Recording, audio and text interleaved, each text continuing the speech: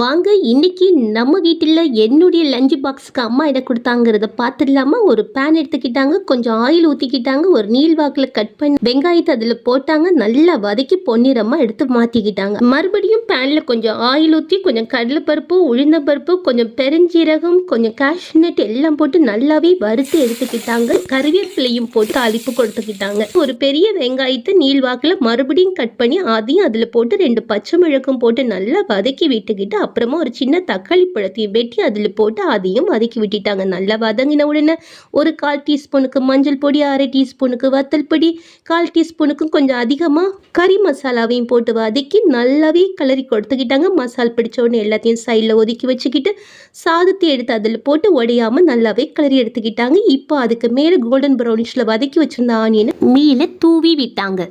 இந்த சாதத்தை நான் சாப்பிட்டுக்கிட்டு மெய் மறந்து போனேன். அந்த அளவுக்கு அருமையாக சுவையாக இருந்துச்சு. பாய்.